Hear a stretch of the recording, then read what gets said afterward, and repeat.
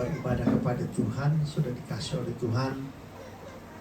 Ini satu hal yang luar biasa, kerinduan dari Ibu Els, dari mama keluarga, dari Ibu Ica, sehingga sudah dikasih oleh Tuhan. Di malam hari ini kita boleh beribadah di tempat ini. Saya percaya berkat Tuhan luar biasa. Saya dengar cerita dari istri saya bahwa Eisa, anak yang kecil, dia so exciting di sekolah minggu, sudah dikasih oleh Tuhan. Dan hari Minggu yang lalu disuruh berdoa. Dia berdoa, Lord bless this food. Dan saudara, mereka dengan serius. Kita lihat anak-anak, mereka belum tahu berkata-kata, tapi satu hal yang sangat berkenan, menyenangkan Tuhan. Satu waktu saya baca buku dari Dr. Choyonggi, atau dari, saya lupa sudah, dari Choyonggi kalau tidak salah. Sudah dikasih oleh Tuhan, ada seorang anak lagi dia main-main di halaman, tiba-tiba dari atas pohon loncat itu lion mountain, sudah mau terkam dia. Pada waktu dia mau terkam dia, sudah dia tidak tahu dia bikin apa, dia hanya berdoa, Lord God bless this food. Sudah dikasih oleh Tuhan. Itu lion mountain lewat sama dia, kemudian lari ketakutan. Sudah dikasih oleh Tuhan. Kita lihat bahwa Tuhan memperhatikan perkataan, walaupun anak-anak sudah dikasih oleh Tuhan, tapi mereka kenal akan Tuhan. Tuhan Yesus yang selamatkan mereka dari semua trouble, sudah dikasih oleh Tuhan. Puji Tuhan. Kalau beberapa banyak tahun yang lalu, sudah waktu kami baru datang, kami belum bahasa Inggris, belum tahu, saudara-saudara, masih yes no.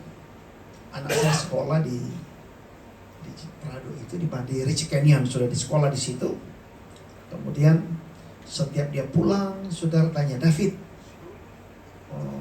enggak ada PR? Dia bilang, enggak ada PR. Satu waktu kami dipanggil oleh gurunya, Mrs. Chapman. Dia bilang, jangan percaya anak-anak kalau pulang ke rumah dan katakan tidak ada PR, sudah dikasih oleh Tuhan. Jangan percaya mereka. Sampai ini guru ini pernah masuk gereja. Waktu kami di Rialto pernah datang ke gereja, dia bersaksi, dia nangis. Dia melihat bahwa rupanya dia orang Kristen yang cinta Tuhan. Kemudian sudah dikasih oleh Tuhan. Ternyata David setiap pulang rumah, saudara, semua itu PR dikasih masuk di laci. Jadi lacinya penuh PR. Jadi di rumah dia tidak bawa PR. Dia bilang tidak ada PR. Tapi waktu Mr. Chapman datang dan bilang jangan percaya, saudara, waktu itu kami titip sama Ibu Ica sama adik, saudara. Waktu itu dititip sama mereka. David senang sekali, saudara, karena PR-nya dibuat sama Ica sama adik. Tapi waktu saya sampai menjemput dia, adik bilang, David pegang di pensil dan menghadap di PR. Jadi David cerita di rumah, kalau papa sudah datang sama mama, dia sudah pegang pensil dan kemudian pura-pura menulis aja, padahal semua sudah dibuat. Tapi terima kasih, itu menolong David dulu, saudara, karena kami juga tidak bisa ajar, tidak bisa bahasa Inggris yang baik, tapi menolong dia, sudah dikasih oleh Tuhan. Dan dia tidak pernah lupa juga akan hal itu, sudah dikasih oleh Tuhan. Dan kami sudah dekat sekian lama, sudah ada, puji Tuhan, kembali kepada Tuhan, datang ke gereja. Wah, satu hal yang luar biasa sudah dikasih oleh Tuhan. Mari saya ingin melihat sedikit dalam Injil Lukas pasal yang ke-19. Kalau sudah melihat di sini, saya ingin membaca satu cerita dalam bahasa Indonesia, kemudian kita akan lihat sedikit dalam bahasa Inggris. Lukas 19 ayat 1 sampai ayat yang ke-10. Yesus masuk ke kota Yeriko dan berjalan terus melintasi kota itu. Di situ ada seorang bernama Sakyus, kepala pemungut cukai, dan ia seorang yang kaya.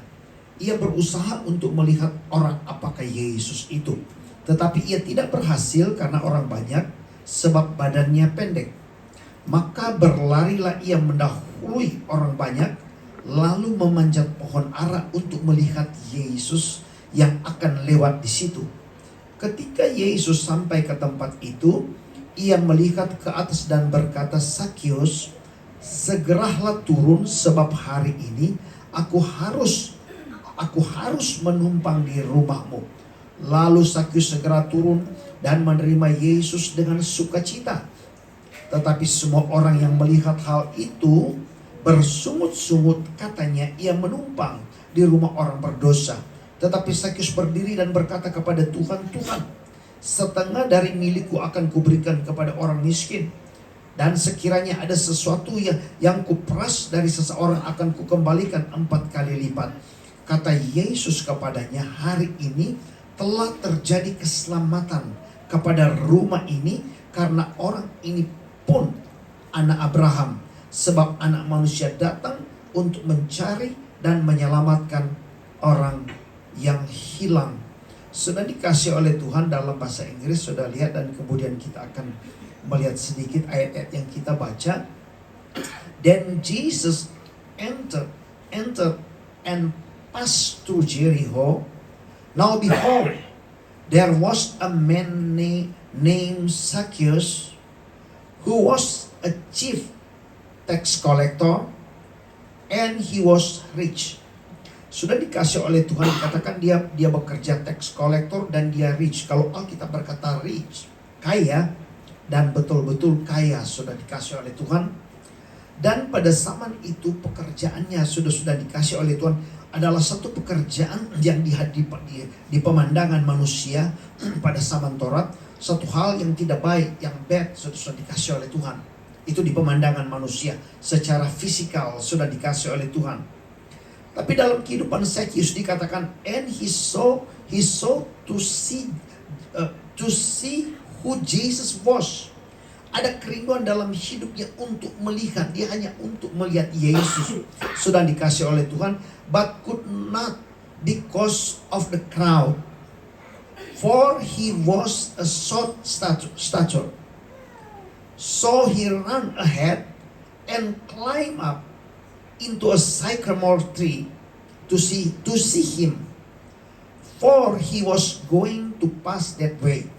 Nah, Yesus mau lewat, mau pas, sudah dikasih oleh Tuhan, tapi ada kerinduan yang sangat daripada Zacchaeus untuk melihat Yesus. Sudah dikasih oleh Tuhan. Kemudian dikatakan dalam ayat yang kelima, when Jesus came to the place, he looked up and saw him and said to him, Zacchaeus, make haste and come down, for today I must stay in your house. Bayangkan saudara, ketika Yesus melihat dia, Tuhan tidak berkata, Zacchaeus bertobat, Zacchaeus engkau begini, engkau begitu.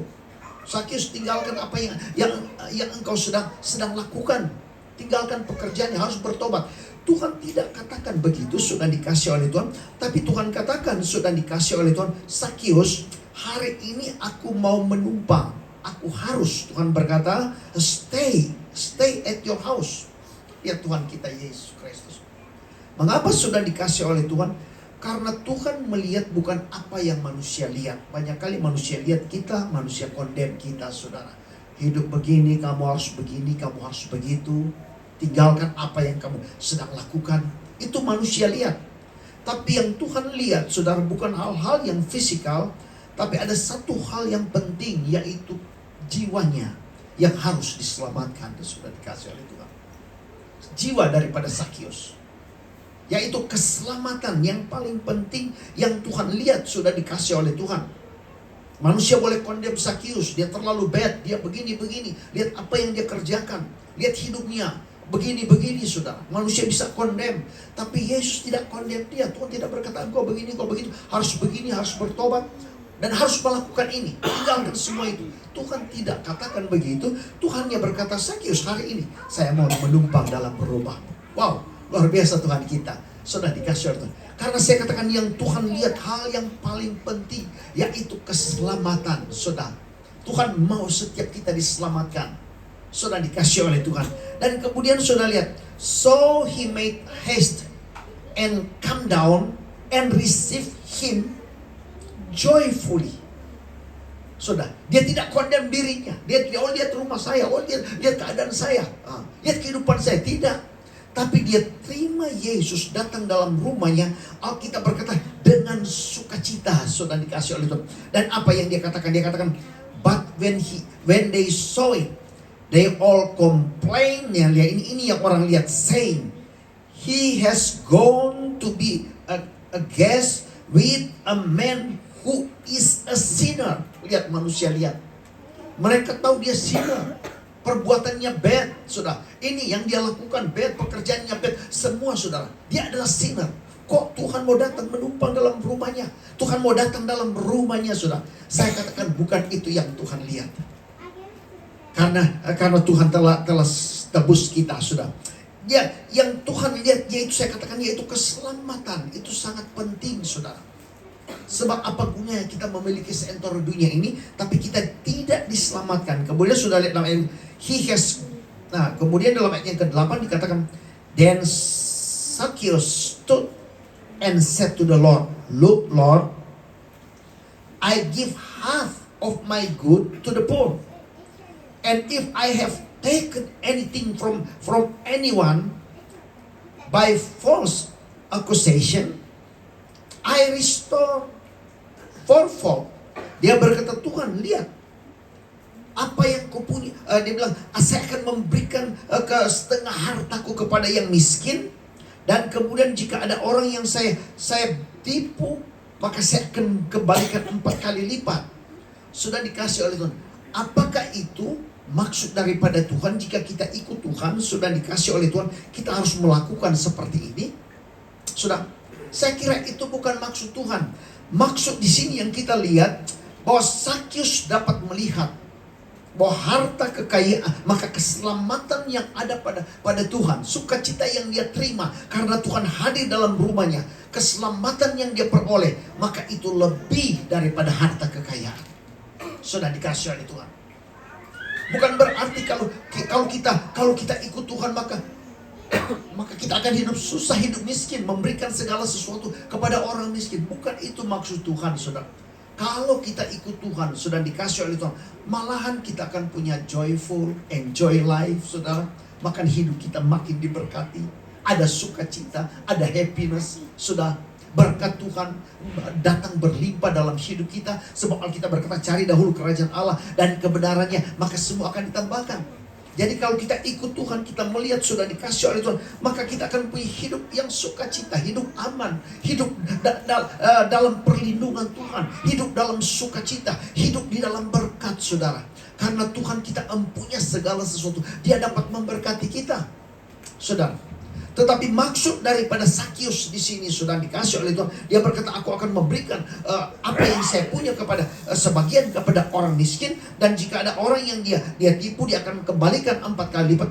Ini maksud sudah dikasih oleh Tuhan, bahwa keselamatan yang dia peroleh, damai yang dia peroleh, happiness yang dia peroleh waktu Yesus hadir dalam rumahnya, sudah dikasih oleh Tuhan, maka itu tidak melebihi daripada keselamatan yang Tuhan sudah berikan dalam hidupnya.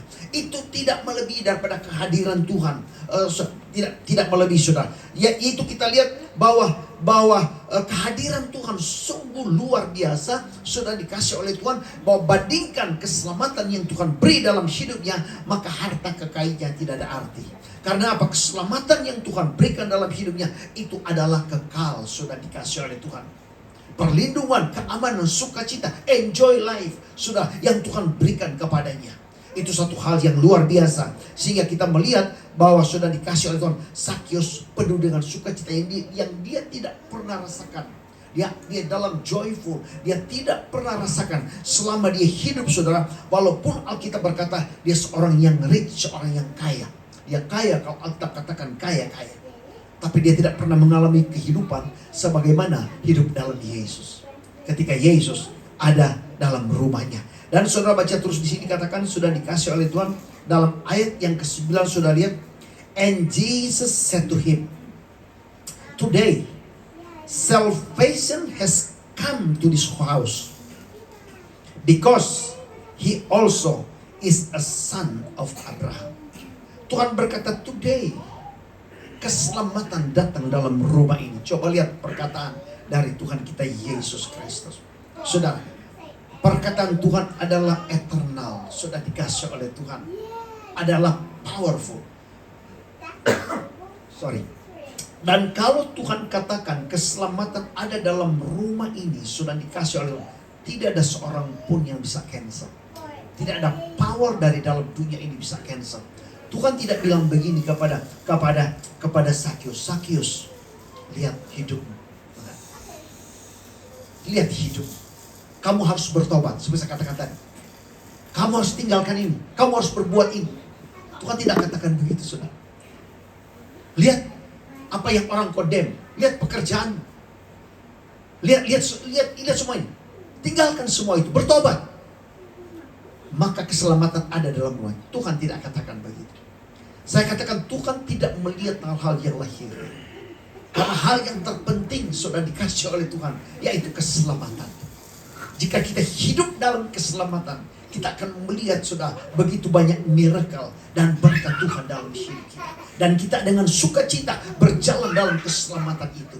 Sudah dikasih berjalan sebagai orang yang telah diselamatkan dengan sukacita. Jadi kita lihat Tuhan tidak condemn dia. Tuhan tidak suruh berbuat ini, berbuat itu, tinggalin. Tapi Tuhan berkata, today, hari ini, Tuhan berkata, keselamatan ada dalam rumah ini. Siapa yang bisa cancel? Ini bukan hanya menyangkut satu hari, saudara. Tidak lama Tuhan akan datang kembali. Sebab saya katakan tadi, apa gunanya seorang memiliki seantero bumi ini, tapi jiwanya binasa, saudara. Tapi kalau orang memiliki Yesus, dia akan punya segala sesuatu dalam dunia ini. Dia akan aman. Lihat aja sudah kekayaan yang besar dengan musibah datang, sudah storm datang, sudah badai datang, tsunami datang. Begitu banyak orang yang kehilangan. Begitu banyak orang yang putus asa. Gempa bumi, mudslide, sudah. Maka million mereka kehilangan harta, sudah. Tidak bisa protect hidup mereka. Tapi kalau Tuhan Yesus berkata keselamatan telah ada dalam rumah ini. Bukan hanya selamat daripada api neraka yang kekal, tapi selamat. Kalau keselamatan dalam Alkitab dikatakan so-so, maka kalau Tuhan Yesus berkata keselamatan ada dalam rumah ini, maka sudah dikasih kita selamat dari trouble, selamat dari penyakit, selamat dari coronavirus, selamat dari gempa bumi, selamat dari berbagai macam destroyer yang mau destroy hidup kita. Kalau Tuhan berikan selamat. Kenapa, saudara? Tuhan hadir dalam rumah itu. Dia adalah God of heaven and earth. Dan Tuhan Yesus berkata, segala kuasa di sorga, di bumi telah diberikan kepadaku. Bayangkan, Tuhan yang punya kuasa di sorga, di bumi, saudara. Dan dia berkata, keselamatan ada dalam rumah ini. Keselamatan ada dalam rumah kita. Maka saya percaya keselamatan ada dalam rumah dari keluarga Wijaya Karisinewe. Sudah dikasih. Kenapa sudah dikasih?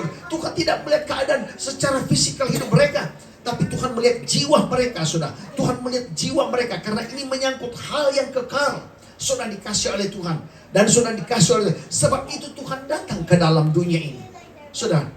Dan kita melihat sudah dikasih oleh Tuhan. Di mana karena keselamatan ada dalam rumah, dikatakan karena dia adalah keturunan Abraham, dia adalah anak Abraham, maka dia harus diselamatkan. Maka kita lihat keluarga sudah dikasih, mereka sudah kenal Yesus sekian lama, sudah dikasih oleh Tuhan. Dan kita lihat mereka adalah anak-anak Tuhan, sudah dikasih oleh Tuhan. Dan kehadiran Tuhan di sini meneguhkan sudah untuk mereka melihat, wow, saya ada dalam keselamatan. Saya tidak takut melihat keadaan dunia ini. Banyak yang sedang terjadi. Tapi saya punya Tuhan yang mempunyai langit, bumi, laut, dan segala isinya. Saya punya Tuhan ada dalam rumah ini. Dan dia yang berkata bahwa keselamatan ada dalam rumah ini. Sudah dikasih oleh Tuhan. Tinggal kita hidup di dalamnya. Kita cinta dia. Kita setia kepada dia. Sudah dikasih oleh Tuhan. Karena keselamatan yang Tuhan beri tidak sebanding dengan apa yang kita peroleh dalam dunia ini. And Jesus said to him, today salvation has come to this house. Lihat, Alkitab berkata, sudah, mengapa Tuhan belum datang? Sudah, Tuhan tidak akan lambat mau datang. Tetapi Alkitab berkata, supaya Tuhan kehendaki, supaya tidak ada yang binasa, tapi semua dapat diselamatkan. Itu kerinduan Tuhan. Sudah, bukankah hati Tuhan senang kita beribadah di tengah-tengah keluarga Wijaya di sini, sudah? Sudah dikasih dan mendengar akan hal ini. Wow, saya sebagai anak Tuhan, dan hal yang terindah, terbesar, termulia yang ada dalam rumah ini, yaitu apa yang Tuhan Yesus katakan, keselamatan ada dalam rumah ini. Sudah, dalam ayat yang ke-10 sudah dikasih oleh Tuhan. Ayat yang ke-9 tadi, Jesus said to him, today salvation has come to this house, because he also is the son of Abraham. For the Son of Man has come to seek and to save that which lost. Sudah dikasih oleh Tuhan. Satu peristiwa lagi kita lihat, sudah lihat di dalam Kisah Rasul pasal yang Kisah Rasul pasal yang ke-16, pasal yang ke-19 kali. Pasal yang ke-16 kita.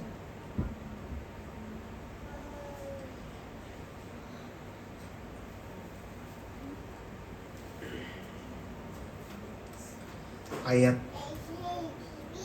Kisah Rasul pasal yang ke-16.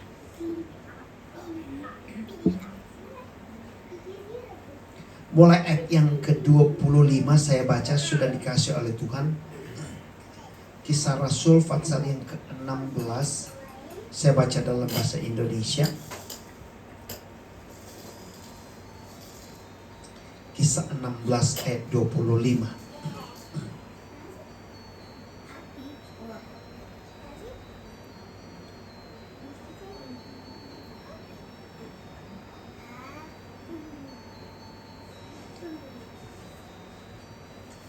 Tetapi atau lebih baik kita baca mau ayat yang ke-21.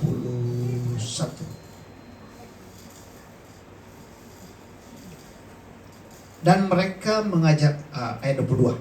Juga orang banyak bangkit menentang mereka, maksudnya Paulus dan Silas.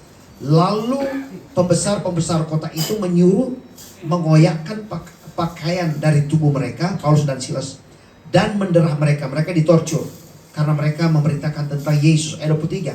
Setelah mereka berkali-kali didera, mereka dilemparkan ke dalam penjara. Kepala penjara diperintahkan untuk menjaga mereka dengan sungguh-sungguh. Sesuai dengan perintah itu, kepala penjara memasukkan mereka ke ruang penjara yang paling tengah dan membelenggu kaki mereka dalam pasungan yang kuat. Ayat 25.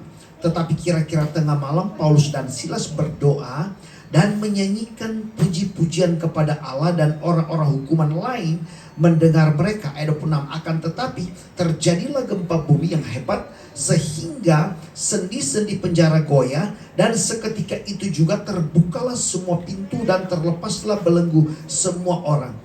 Ketika kepala penjara itu terjaga dari tidurnya dan melihat pintu-pintu penjara terbuka, ia menghunus pedangnya untuk membunuh diri, karena ia menyangka bahwa orang-orang hukuman itu telah melarikan diri. Tetapi Paulus berseru dengan suara nyaring, katanya, jangan celakakan dirimu, sebab kami semua masih ada di sini. Kepala penjara itu menyuruh membawa suluh, lalu berlari masuk, dan dengan gentar tersungkur ia di depan Paulus dan Silas. Ia mengantar mereka keluar sambil berkata, Tuan-tuan, apakah yang harus aku perbuat supaya aku selamat? Ini ayat 31, sudah lihat. Jawab mereka, percayalah kepada Tuhan Yesus Kristus, dan engkau akan selamat, engkau dan seisi rumahmu. Lalu mereka memberitakan firman kepadanya dan kepada semua orang yang ada di rumahnya. Pada jam itu juga kepala penjara itu membawa mereka dan membasuh bilur mereka. Setelah itu juga seketika itu juga ia dan keluarganya memberi diri dibaptis. Lalu ia membawa mereka ke rumah dan menghidangkan makanan kepada mereka, dan ia sangat bergembira bahwa ia dan seisi rumahnya telah menjadi percaya kepada Allah. Nah, sudah lihat, ini kepala penjara yang ada di Filipi, saudara. Kepala penjara, seorang yang jadi chief of the prison. Dia seorang yang keras, sudah dikasih oleh Tuhan. Mau dikatakan sudah kepala penjara pada saat seorang yang brutal, saudara. Saya punya saudara di Tondano, sudah dikasih oleh Tuhan, namanya Om Osi. Itu om dari istri saya. Dia kepala penjara di Tondano, kepala penjara, sudah dikasih oleh Tuhan. Satu waktu ada orang yang ancam untuk mama mertua saya. Dia berkata, oh kalau saya ketemu dia, if I meet her, I wanna hit him. Dia mau pukul katanya, sudah dikasih oleh Tuhan. Mak, baru Om Osi bilang, oh ya, just report, kemudian bawa dia di prison sini. Prison itu ada di daerah Papa Kellen. nanti kami take care orang itu. Sudah dikasih oleh Tuhan. Itu penjara yang seperti itu sudah dikasih oleh Tuhan. Kita lihat kalau kepala penjara, wah, kalau di negara-negara beda dengan Amerika, saudara. Nah, apalagi ini waktu itu Saman, kepala penjara di Filipi, sudah. Satu waktu di Tondano, yaitu Bupati Minahasa, ditembak oleh ajudannya karena satu masalah, sudah. Bupati Sorongan mati, sudah. Bupati Sorongan. Satu kabupaten Minahasa berduka, bendera setengah tiang. Kemudian orang ini masuk penjara. Ketika dia masuk penjara, sudah dikasih oleh Tuhan, mereka tunggu nanti dia mau keluar seminggu lagi, tiba-tiba diberitakan mati, sudah. Ditutup petinya, tidak bisa dikasih lihat lagi. Ya, ternyata sudah dikasih oleh Tuhan. Menurut kepala penjara bilang, ya sudah perintah dari atas, ya sudah hantam aja katanya, sudah dikasih oleh Tuhan. Padahal sudah waktunya untuk dia keluar. Tapi lihat orang-orang di penjara, sudah, ya seperti itu. Saya cuma tunjukkan orang-orang di penjara seperti itu. Nah, sekarang sudah lihat ini kepala penjara di Filipi, sudah. Bagaimana sadisnya kepala penjara ini. Tapi sudah lihat, sudah dikasih oleh Tuhan. Ketika dia lihat mujizat Tuhan, saudara, dia lihat kuasa Tuhan. Kemudian sudah dikasih oleh Tuhan, pendek cerita dia bertanya kepada Paulus dan Silas, apa yang harus aku lakukan supaya aku selamat? Padahal dia kepala penjara, dia bisa selamat dari macam-macam situasi, dari penjara dan hal-hal yang lain, saudara. Tapi ini dia tahu ada satu keselamatan yang kekal. Dia bertanya kepada mereka, apa yang harus aku lakukan selamat? Paulus tidak berkata, kamu harus bertobat. Kamu lihat kepala penjara sudah banyak bunuh orang. Lihat kamu kepala penjara, pekerjaanmu bad sekali, begini. Paulus tidak katakan seperti itu.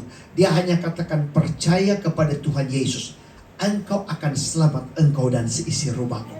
Lihat, betapa pentingnya keselamatan dalam hidup kita. Melebihi dari semua apa yang kita kerjakan dalam dunia ini. Keberhasilan dan semua yang kita kerjakan dalam dunia ini, itu hanya sementara dan akan berlalu. Sudah nih, berapa lama kita hidup dalam dunia ini? Ya paling mungkin 100 tahun. Kalau ada yang lebih, ya hanya beberapa orang. Sudah dikasih oleh Tuhan. Tetapi sudah dikasih oleh Tuhan, ada akhir dari hidup ini. Ada kekekalan. Sudah dikasih oleh Tuhan. Dan itu tidak banyak. Kita tidak bisa beli dengan harta kita. Kita tidak bisa beli dengan perbuatan kita. Yesus sudah kerjakan buat kita. Sebab itu Paulus hanya katakan, percaya kepada Tuhan Yesus, engkau akan selamat, dan engkau dan seisi rumahnya. Dan bukankah satu kebahagiaan sudah dikasih oleh Tuhan, kita melihat seisi rumah keluarga Wijaya diselamatkan. Bukan karena perbuatan mereka, bukan karena apa kehebatan mereka, atau bukan apa yang mereka buat, tapi karena Yesus yang sudah buat akan keselamatan itu. Kita tidak bisa bayar dengan apa saja, karena manusia tidak bisa buat kita untuk diselamatkan, saudara. Kita sebab itu dikatakan grace, anugerah, karena kita tidak mampu untuk bayar, kita tidak mampu untuk beri sesuatu kepada Tuhan untuk keselamatan itu, saudara. Sakyus orang yang kaya sekali, saudara, tapi sudah dikasih oleh Tuhan satu sukacita ketika Tuhan berkata, hari ini terjadi keselamatan dalam rumah ini. Sehingga dia berkata, apa yang punya aku mau beri. Kenapa? Karena harga keselamatan terlalu mahal dia telah peroleh. Dan bukankah sesuatu yang luar biasa, saudara? Bukan karena keluarga punya sesuatu, tapi karena punya Yesus. Maka kekekalan itu, keselamatan yang kekal itu telah diperoleh oleh keluarga, sudah dikasih oleh Tuhan. Sebab itu doa dan kerinduan kita, Ica, Adek, dan semua keluarga setia kepada Tuhan. Sudah dikasih oleh Tuhan. Saya percaya berkat akan makin melimpah. Happiness, sukacita sudah dikasih akan makin melimpah di tengah-tengah keluarga. Sebab itu yang Tuhan beri. Di tengah-tengah masalah, di tengah-tengah kesulitan, di tengah-tengah badai, di tengah-tengah sudah dikasih oleh goncangan crime di sana sini. Tapi sudah kita akan merasa aman. Kita akan merasa joy. Karena Alkitab berkata, dengan sukacita, joyful. Di mana Sakyus menerima Yesus dalam rumahnya, sudah dikasih oleh Tuhan. Dan sudah dikasih oleh Tuhan. Kita lihat dengan sukacita.